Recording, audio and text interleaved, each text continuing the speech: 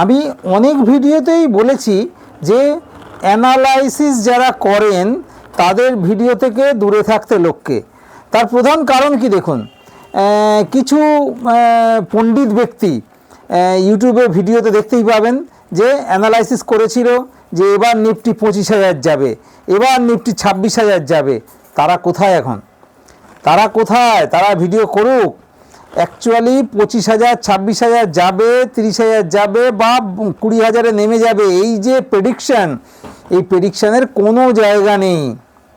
মার্কেটই বস, মার্কেটই হচ্ছে বস, মার্কেটই হচ্ছে সর্বে সর্বা। মার্কেট যেদিকে যাবে সেদিকেই আমাদেরকে যেতে হবে। মার্কেটকে প্রেডিকশান করা সাধারণ মানুষ ছাড়ুন, আমার মনে হয় ভগবানেরও সাধ্য নেই মার্কেটকে প্রেডিকশান করা।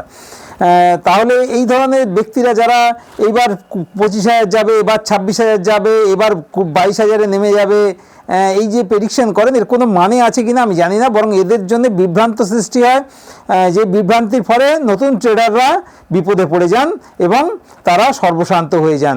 তাই আমরা বলি যে এই ধরনের প্রেডিকশান মার্কেট নিয়ে যারা করেন তাদের থেকে দূরে থাকুন, তাহলেই ট্রেডিংয়ে আপনি সফলতা পাবেন। অযথা ইউটিউবে ভিডিও দেখে ট্রেড করার চেষ্টা করবেন না। আপনি একটা ভালো স্ট্র্যাটেজি জোগাড় করুন, সেই স্ট্র্যাটেজিতে যখন যেখানে পড়বে আপ ট্রেন্ড ডাউন ট্রেন্ড, তখন সেখানে আপনি ট্রেড নেবেন। ট্রেডিং শিখুন, ট্রেডিং করুন, সুস্থ থাকুন, ভালো থাকুন। ধন্যবাদ।